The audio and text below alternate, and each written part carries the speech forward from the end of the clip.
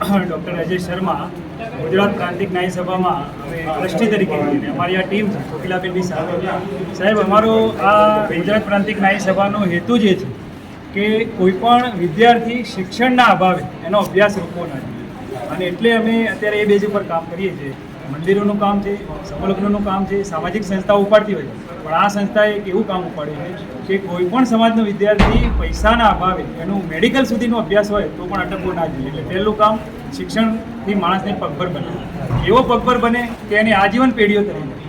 બીજું કામ છે કે સમાજની સાંપ્રત્ય કે ભાઈ વિદેશમાં જવું છે છોકરાને, તો વિદેશના અભ્યાસ માટે જે આપણી ટીમ છે અને જે એમ્બેસી છે એને બોલાવી છે, કયા દેશમાં કયા રૂલ ચાલે છે, આપણા સમાજના વિદ્યાર્થીઓ એજન્ટો સાથે છેતરાય નહીં એટલા માટે એમને સારું નોલેજ મળે, તો વિદેશ અભ્યાસ માટેનું માર્ગદર્શન. અને ત્રીજું કે જો અહીંયા રહેવું છે, સારું ભણ કરીને ડૉક્ટર બનો, એન્જિનિયર બનો અને સરકારી નોકરી મેળવી હોય તો જીપીએસસી યુપીએસસીના અમે ક્લાસનું કામ કરીએ છીએ કે વિદ્યાર્થીઓને એવું માર્ગદર્શન આપવાનું છે ભવિષ્યમાં કે અહીંયા જેટલા ડૉક્ટર બેઠા હતા એટલા કલેક્ટર હોય, ડેપ્યુટી કલેક્ટર હોય, ડીવાયએસપી હોય, એસપી હોય અને ડીવાયએસઓ હોય, મામલતદાર હોય, ચીફ ઓફિસર હોય, તો સમાજની જોવાની દૃષ્ટિ જ બદલાઈ જાય. અત્યારે એક એમડી બેઠો હોય અને એક ડેપ્યુટી કલેક્ટર બેઠો હોય, તો એની સામે તમે જુઓ આ સંસ્થા આવનારા 10 વર્ષોમાં એવા વિઝન સાથે કામ કરશે માનનીય ડૉક્ટર કોકિલાબેન પારેખ અને અમારી ટીમ જે છે કે આવનારા ભવિષ્યમાં 10 વર્ષમાં અમારા હાથે વિદ્યાર્થીઓને જે સહાય ચૂકવે એ વિદ્યાર્થીઓ અહીંયા મામલતદાર હશે, કલેક્ટર હશે, ડેપ્યુટી કલેક્ટર હશે, ડીવાયએસઓ હશે, મામલતદાર હશે અને કહેશે કે મેં ગુજરાત પ્રાંતિક ન્યાય સભામાંથી સહાય મેળવી હતી અથવા તો મને એ સંસ્થા થ્રુ માર્ગદર્શન મળ્યું હતું અને આજે હું જે કાંઈ છું એ આ સંસ્થાને આભારી છું. હું પોતે પણ આવી જ એક સંસ્થાને આભારી હતો અને જેના કારણે એમના ઋણથી ભણી સ્કોલરશીપ લઈ અને સુખી થયું. અમારી ભાવના એવી જ છે કે અમે સુખી થયા છીએ. જ્યોત છે જ્યોત જલે.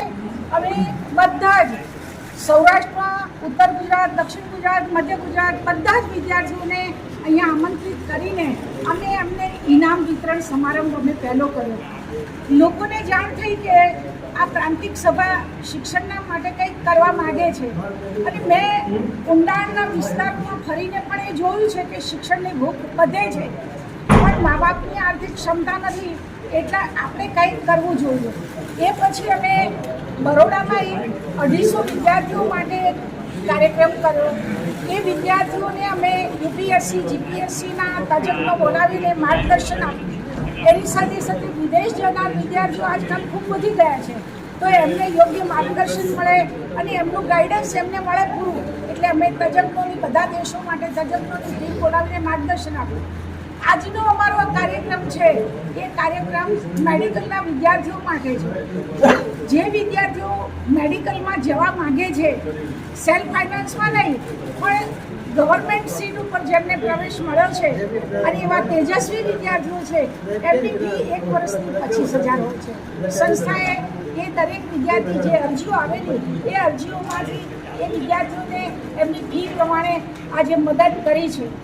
આજે અમારા દાતાઓ પણ સ્ટેજ ઉપર ખૂબ હતા, એમણે પણ ખૂબ સરસ સપોર્ટ કર્યો છે.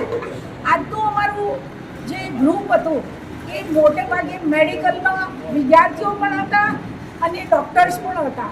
એવા ડૉક્ટર્સ કે જેણે સમાજમાં કંઈક આપવા માટે પોતાનું યોગદાન આપ્યું છે, કંઈક કરવા માગે છે એવા ડૉક્ટર્સને પણ અમે આમંત્રિત કર્યા. અમારું 150 ડૉક્ટર્સનું એક ગ્રુપ છે અને અમે 2021માં એક લિંક બનાવીને ડૉક્ટરને જોડવાનો પ્રયત્ન કર્યો. દીવાથી દીવો પ્રગટે એમ અમે સૌને બોલાવ્યા. જય શ્રી રામ. આજે રામનવમીના પવિત્ર પર્વ અને ગુજરાત પ્રાંતિક ન્યાય સભાનું મેડિકલ ક્ષેત્રે જે વિદ્યાર્થીઓ છે તેઓને ચેક વિતરણ કાર્યક્રમનો એક પ્રોગ્રામ અને સ્નેહમિલન કાર્યક્રમ અમદાવાદ ખાતે તારીખ 6/4/2025ના રોજ યોજાયો. ગુજરાત પ્રાંતિક ન્યાય સભા એ ભારતની આઝાદીના પૂર્વે 104 વર્ષ જૂની આ સંસ્થા સહકાર, સંગઠન અને કેળવણીના સૂત્રને લઈ એક બહુ વટવૃક્ષ બનશે અને વટવૃક્ષ આગળ જઈને એ જ તમને ફળ આપશે અને ફળ મીઠું હશે. અત્યારે જે ગરીબ વિદ્યાર્થીઓ જે છે કે જેમની પરિસ્થિતિ બરાબર નથી એવી પરિસ્થિતિને અમારા સમાજ તરફથી એક એવું ફળ અમે બીજ આપીએ છીએ કે એ ગરીબ વિદ્યાર્થી આગળ જઈ અને એક મોટો સારો માણસ બને અને એ સમાજને પરત કરે. અમારો આ એક અમે લઈને ચાલી રહ્યા છીએ અને આમાં સફળતા. ગુજરાત પ્રાંતિક ન્યાય સભા આયોજિત આજના શૈક્ષણિક પ્રોત્સાહન આર્થિક સહાય યોજના વિતરણ કાર્યક્રમમાં ખરેખર સંસ્થાનો પરિચયનો ખ્યાલ આપ્યો, સંસ્થા શું કરી રહી છે. મારે એટલું જ કહેવું છે કે 104 વર્ષ જૂની સંસ્થાના પૂર્વજોના પરસેવાનું આ પ્રતિબિંબ અત્યારે હાલ સમાજ સમક્ષ દેખાઈ રહ્યું છે. સમાજે શું કર્યું? આવા ઘણા બધા દાતાઓ કે ઘણા બધા જ્ઞાતિબંધુઓ કે ઘણા બધા ટીકાકારો કે ઘણા બધા પ્રોત્સાહિત કરનાર બીજા અન્ય લોકો પણ આવો સવાલ સીધો કરતા હોય છે. તો હું એટલું જ કહું કે 104 વર્ષ જૂની આ સંસ્થાએ સમાજના શિલ્પીઓનું ઘડતર કર્યું છે. આપણા ગુજરાતના જુદા જુદા જથ વિભાગ જ્યારે અસંગઠિત દિશામાં હતો, ગુલામીના જંજીરોમાં જકડાયેલો હતો, અશિક્ષિત હતો અને અવિકસિત પણ હતો, તો ગુજરાત પ્રાંતિક ન્યાય સભાએ સારાએ ગુજરાતમાં જુદા જુદા પરિસંમેલનો કરી, સેમિનારો કરી, યુવા શિબિરો કરી અને એમાંથી જાગૃતિનું કામ કર્યું છે. એટલે કે સામાજિક જાગૃતિનું કામની સાથે સાથે શૈક્ષણિક અને કેળવણી વિશે ચેતના લાવવાનું કામ કર્યું છે. આ કામ ગુજરાત પ્રાંતિક ન્યાય સભાએ કર્યું છે અને એના ભાગરૂપ છેલ્લા કેટલાય વર્ષોથી અમારી આ સંસ્થા શૈક્ષણિક કાર્યક્રમો કરતી આવી હતી, પણ એનો ભૂલ બદલાયો છે. પહેલાં એક ફક્ત અને ફક્ત ઇનામ વિતરણ કરી અને સંતોષ માનતો આ સંસ્થા, કારણ કે આર્થિક રીતે સદ્ધર નહોતી, પરંતુ અમારા અધ્યક્ષ મહોદય માનનીય કોકિલાબેને જ્યારે સુકાન સંભાળ્યું છે ત્યારે અમારી સમગ્ર ટીમ એમના ખભે ખભો મિલાવી કામ કરી રહી છે અને એ આખો ગોલ અમે અમારી સંસ્થાના પ્રમુખ મહોદય બેન કોકિલાબેન, જસવંતભાઈ, ઉપપ્રમુખ શ્રી નયનભાઈ, મારા સાથી મિત્રો અજયભાઈ, હરીશભાઈ, સોમાભાઈ, મધુભાઈ, દરેક પોતાના વિચારો રજૂ કર્યા અને મારા વિચારો તો રોજે રોજ આપ સૌ સહન કરો જ છો. મારા કોઈ વિચારો આપવાના રહેતા નથી અને સૌ મને સારી રીતે જાણો છો. એટલે આજે માઇક હાથમાં આવ્યું છે, મારું બોલવાનું એવું રહેતું નથી. મારા લેખવાનું સંસ્થાની જ્યારે સ્થાપના થઈ ત્યારથી દરેક સમયની અંદર આ સંસ્થા મોડર્ન સમયના વિચારો અપનાવતી હોય. આ સાધક સમાજમાં આ સંસ્થાની લોકોને શું જરૂર હોય, જે સમયે વેટ પ્રથા ચાલતી આ સંસ્થા વેટ પ્રથા માટેનું કામ કરતી.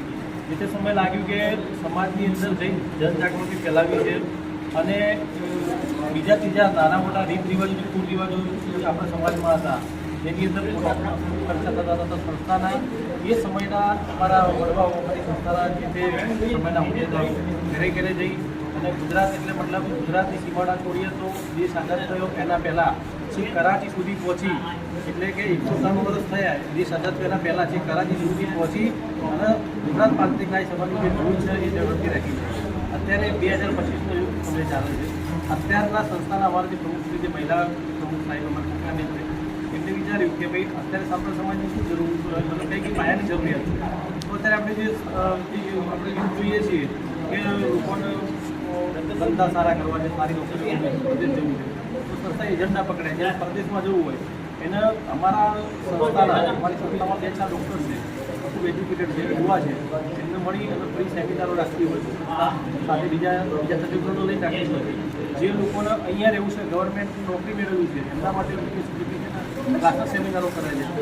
અમે લોકો અત્યારે ગઈ સાલે એવું લઈ આવ્યા હતા કે ભાઈ ડૉક્ટર્સ કેટલા, તો દરેક ડૉક્ટરને એક મંચ ઉપર લાવ્યા હતા. આ વખતે સમાજના ક્લાસ 1 ક્લાસ 2 સેક્શન ઓફિસરો જે લોકોને બેઠે મેં 12 સેક્શન ઓફિસર જોડે વાતચીત છે તમારો કાર્યક્રમ કેવું લાગ્યું, તો એ જે મળેલા હતા 5-7 સેક્શન ઓફિસરો જ હતા અને એમના ડિપાર્ટમેન્ટની જ વાત કરતા હતા. એમને ખુદ ગાંધીનગરમાં હતા પણ ઘણા એકબીજાને ઓળખતા નહોતા. આ સંસ્થાએ અમારી એકબીજાનો પરિચય કરાય.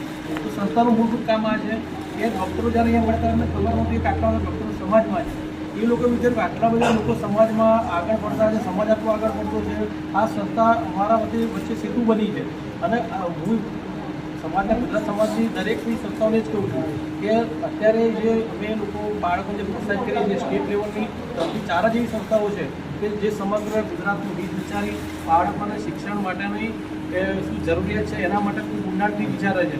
અત્યારે સમાજના આપણે ઘણી વખત વિચારીએ કે મંદિરોની જેટલી જરૂર છે વાત સાચી છે કે આપણે કુલદેવ મંદિર હોવું જોઈએ પણ સાથે સાથે શિક્ષણની એની અંદર જોત હોવી જોઈએ તો સમાજનો વિકાસ થાય. અને નવી જે પેઢી છે એના માટે કહેવું છે નવી પેઢી અત્યારે અમારા જે મંત્રી સાહેબ છે એ બાજુ વચ્ચે પ્રવીણભાઈ અમારા વચ્ચે એકાદ વાતથી પાટણ જતા હતા ત્યાં કે જસવંતભાઈ 2-4 પેઢી કે 2-3 પેઢી પછી સમાજનો રસ મતલબ જે જાગૃતિ છે આખી એ નહીં હોય, નવી પેઢીનો કોઈ રસ નથી સમાજમાં, તો કઈ રીતે સમાજ આખો આગળ વધશે? મોટી મોટી વસ્તુઓનું નિર્માણ કરીએ છીએ કે જુદી જુદી સંસ્થાઓ સમાજના બાળકો આગળ લાવી ડૉક્ટર બનાવવા માંગે છે, એન્જિનિયર બનાવવા માંગે છે.